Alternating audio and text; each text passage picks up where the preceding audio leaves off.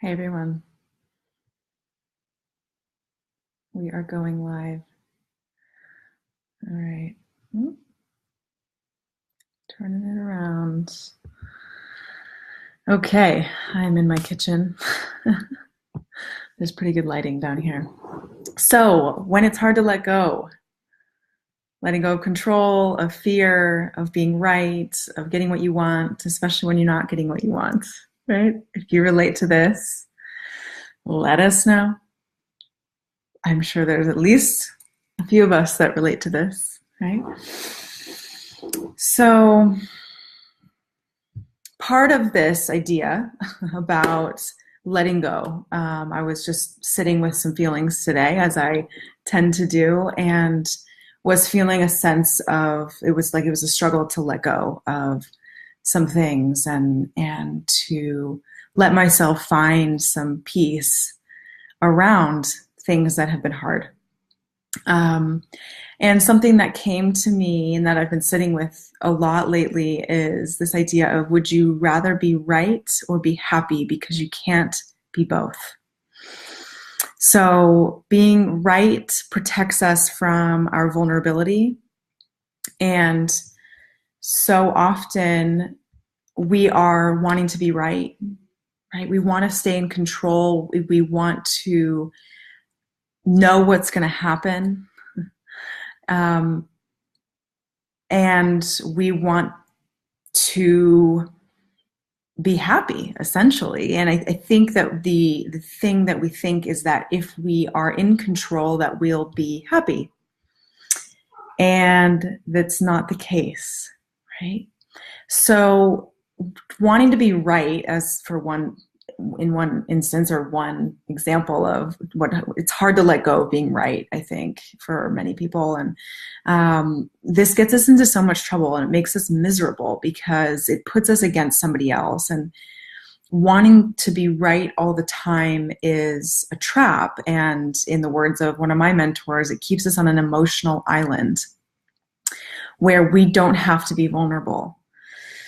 So usually this comes from a family environment where we had to defend our thoughts, our opinions, and our feelings. And in that kind of environment, it's usually that we felt what we felt wasn't good enough, and we had to justify it, or we had to defend it, or we had to win, right? It was a competition. And this is something that doesn't have a place in healthy relationships, is this idea of competition. And I know this from firsthand experience and from doing it really consistently, of trying to win all the time with other people. And it can be very subtle. It can be very pervasive. And if it's something that you were raised with that you weren't necessarily aware of or wasn't super obvious, it could be in your day-to-day existence, and you may not be aware that it's there, and that's okay. Okay. It's not that we come into these talks together thinking that you have to fix yourself or make everything right, or it's just something to be aware of and to notice in yourself, as an invitation, as an offering from me to you, from my own life experience and from what has caused me suffering and what has caused my clients suffering and my students suffering. And if I can offer any way out, then I would like to offer that to you. So when we come from that family environment of where what we felt wasn't good enough, right? This looks like, yeah, you might feel that way, but this is how it's going to be, right? There's no acknowledgement of how you would feel, or that it might feel very natural to feel a certain way. And an example of this is, I hear this a lot in working with adolescents in wilderness therapy. And something that I was talking to one of my clients with recently was, they wanted to go home, and they didn't understand that they wanted to come to the session with me and say, hey, I want to go home, right? And I said, well, I hear you. I understand why you'd want to go home. It's not an easy place to be. And they said, okay, so when can I leave? And there was a confusion between being able to leave and me acknowledging their feeling, right? Or if I acknowledged them, that meant that I agreed with them, that the best thing for them was to go home, which it wasn't. Best thing for them is to be there, right? So in that regard, if you notice how different that is from agreeing with you, right? And so a lot of times in families that can look like, well, I'm not going to acknowledge you, and I actually disagree with you, and I'm just going to tell you why I disagree with you, and there's no acknowledgement. It's just I'm right and you're wrong, right? Especially parent to child relationships. So that's where some of this can come from, and we can want that control in our lives. And when we become invested in being right or staying in control, because being right is about being in control as well. There's an underlying theme of I want to be in control because I'm afraid of what it would feel like if I wasn't. Okay, because being out of control, feeling a sense of a lack of control or powerlessness can feel terrifying for many of us until we practice being in that space and get used to it. And so when we become invested in being right, of staying in control, we block ourselves from the present moment and from really seeing people, from really being with people, and from truly connecting with them. And so just because we're listening to someone else, again, doesn't mean that we're agreeing with them. You can listen to somebody, you can hear them, you can be there for them, and you don't have to agree. And that doesn't take away your truth, right? You acknowledging somebody else does not tear the truth out of you and make it invalid or remove it from you. You will always have your truth in your experience. So you don't have to worry about that. It's such a misconception that if I acknowledge you, if I say I hear you, it means that I agree with you. It doesn't. So let it go. Let go of this idea that if I'm just with someone, if I just allow them to be where they are, that means I'm acknowledging or that I'm agreeing with them. You're not, right? I hope that makes sense. And if it doesn't, please let me know. And let me know where you're joining in from as well. Say hi if you're new to this topic. Maybe put a 1. If you're sitting with this, if this is something you've been thinking about, maybe put a 2. I'm also going to be talking about some essential oils here that help us with this. So when we are actually hearing someone else, when we are actually hearing someone else better, when we're letting them have their experience and simply listening from a place of openness, compassion, and curiosity. Okay.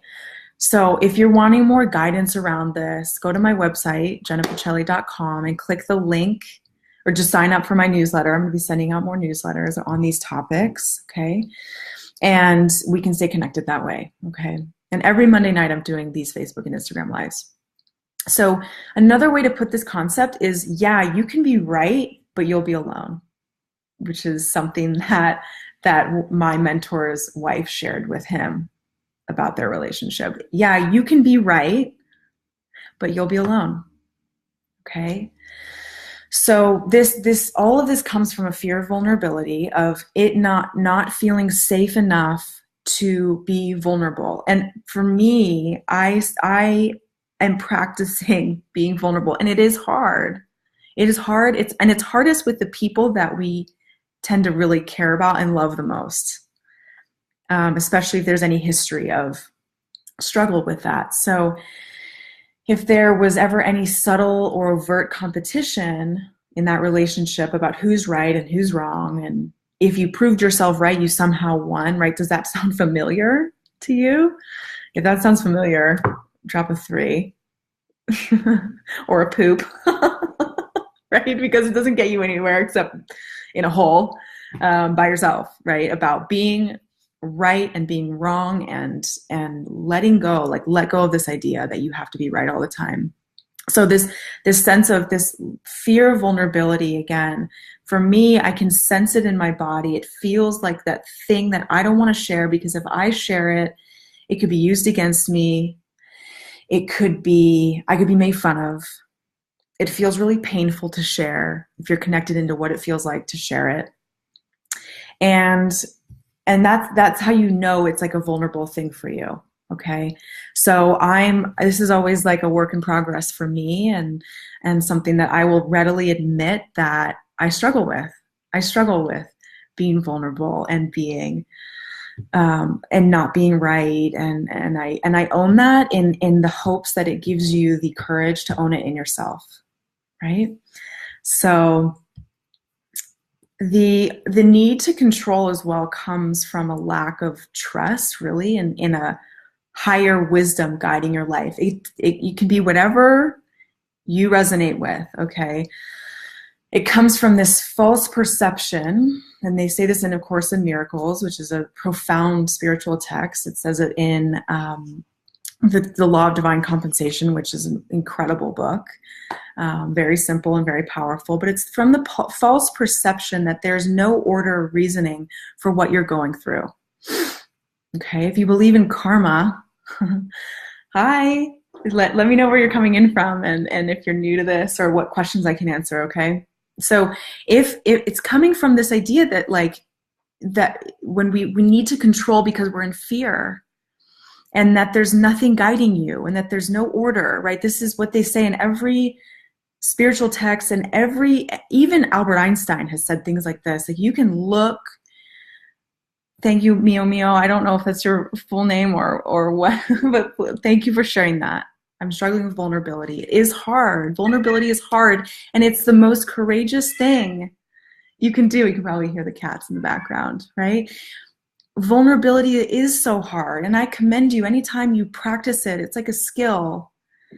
And the better we are at opening ourselves, or the fuller we feel inside, the more we work on our insides and feeling okay, even if somebody uses it against us, even if somebody makes fun of us for it, the more you can work on that place inside that is full already and whole already and strong already, is going to be that place that's strengthened and is going to give you the strength to be vulnerable.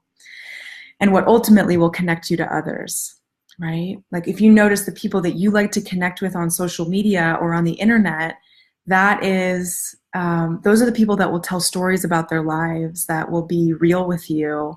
It's the people that try to put this perfect facade on, that we see through it. Some part of us sees through that that's not the full reality of that person, right?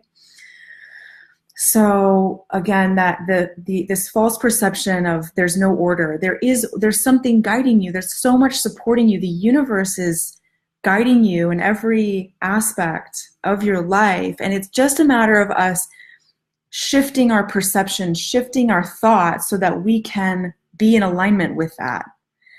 That is when things shift. Okay, so our thoughts often create our reality, and so when we're stuck, if you start to really watch your mind, it has a distinct quality to it. You'll notice yourself, like I notice myself being in thoughts that are going round and around, and even though I'm thinking and thinking and thinking, I'm not feeling any better. If you relate to this, let us know, right? Type comment, right? Let us know down there.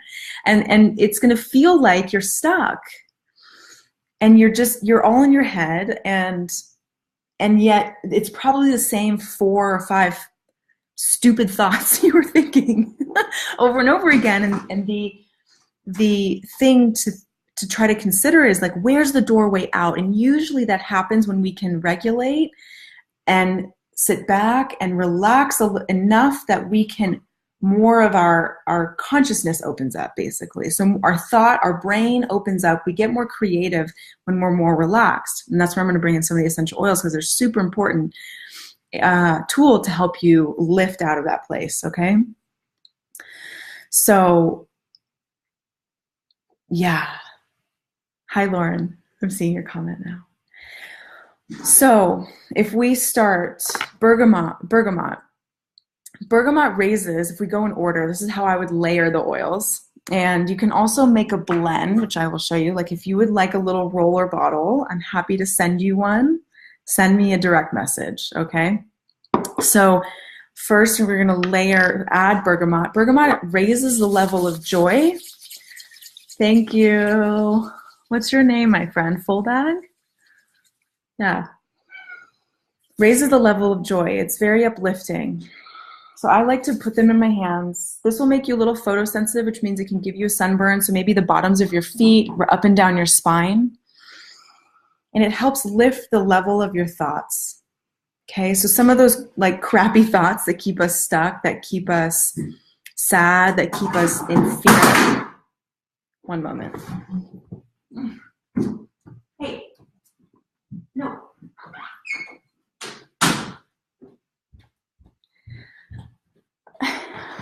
We have a kitten in the house. So if you heard that, that was cans crashing down.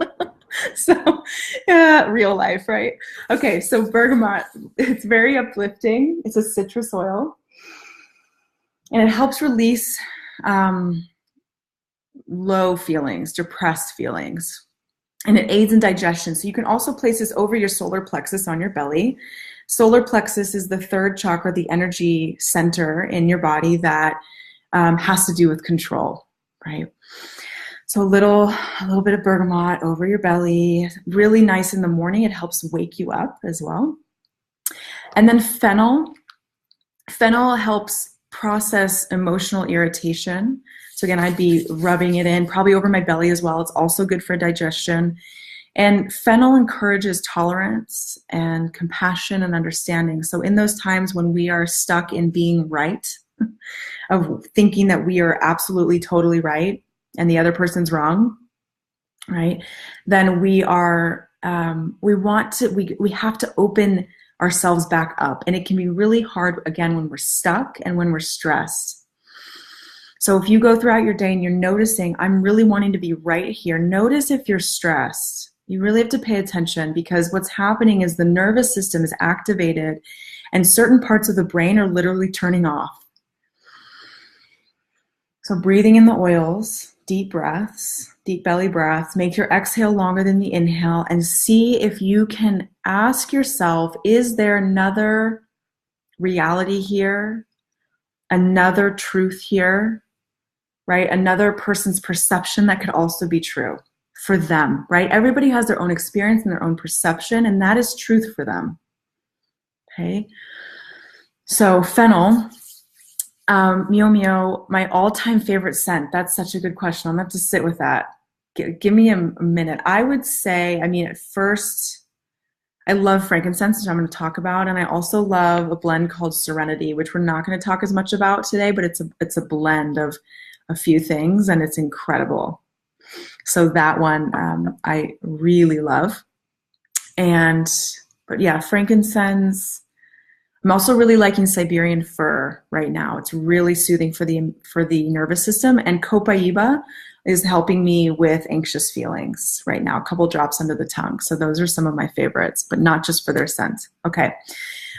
So fennel, again, use this oil with the intention of observing yourself or a situation from a higher perspective. So again, when we're stuck in that mental loop that's toxic and wanting to control, then we want to step back and out of that to notice, what are my thoughts and how can I pull myself out of this stuck place of feeling the need to be right, which again comes from a fear of vulnerability.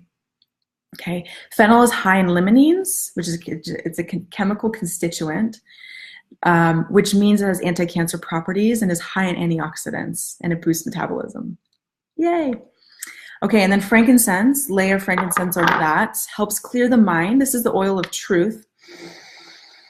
It does about 1 million things at the physical, emotional, mental, spiritual levels.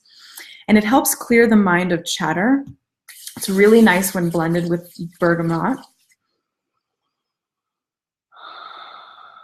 Helps clear the chatter in the mind so you can see clearly and see the way out. So if you remember, frankincense, oil of truth, help me find the way out of this thought pattern, okay? Helps us align with compassion and tolerance.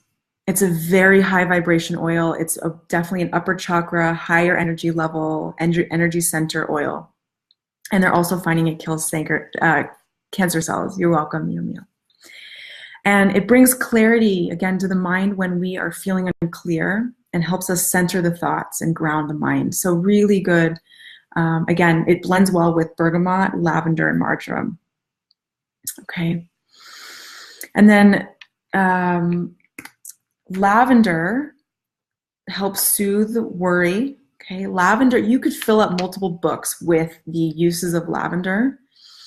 And it helps in challenging situations. Again, breathing it in. I like it on the back of the neck. It's going up through the brainstem. It's going to bathe the brain, especially frankincense. Frankincense is going to bathe the brain and all those amazing antioxidants because it can pass through the blood-brain barrier. Okay, so lavender helps in challenging situations, soothes the nervous system, and it also helps with skin, aching muscles, and repelling insects, among many other things. So when we're talking about, again, with passing through the blood-brain barrier, if you're having trouble with some of your recurring thoughts or obsessive thoughts, which can come with this need to be right or to control, then we have to remember that 98% of all small molecule drugs do not pass through the blood-brain barrier. So all these antidepressants, these anti-anxiety meds, like a lot of these medications don't even pass through the blood-brain barrier necessarily, okay? I'm not going to say it's all of them, but a lot of them don't, and or a lot of small molecule drugs, right? I'll say that, all right? So when we're dealing with things like this, with mood and emotions and mental stability and things like that, these essential oils are incredible for promoting those things without the side effects. Okay. And then lastly, petitgrain. It's kind of like it has similar properties to lavender, but it helps clear and calm agitation. Again, bottoms of the feet are nice, especially into the big toe. That's a place for soothing yourself. It's going to go through, it's an energy point. It's a marma point or an energetic end in the body. Okay. So petitgrain helps, it shines light on mental obstacles. So again, especially when we feel we can't seem to see the other person's perspective, when we feel really right, and it encourages positive thinking. Okay. So something that you can ask for is to, if you believe in a higher power or in something guiding you, or just it could be any higher power, something bigger than you, ask for your thoughts to be changed in situations and times where things are hard. Ask for your thoughts to be changed, right? So when we ask, please, we ask for our thinking about the problem to be changed. So asking for that is so powerful because that gives you the power to change the thing, right? So it's not about the situation being changed. It's about our thinking about it being changed. Okay. So I know I've said it multiple times, but it's so important. And that's what we can ask for. Cycle Bar Bend. I love you guys. They just joined. Best if you're in Bend, Oregon. So good. So fun. I normally don't like cycling classes, but Cycle Bar, it's what's up. Okay. That is it for tonight. I will see you. Yes, kitties in the background. I will see you next week. If you're wanting to connect with me, please go to my website, JennaPichelli.com, or the link in my bio. If you're on Instagram, find me on Facebook, Jenna Pichelli Yoga and Holistic Psychotherapy. If you're on Facebook, find me over on Instagram, just Jenna Pichelli, and we'll connect. And then sign up for the newsletter, and we will be together. Bye.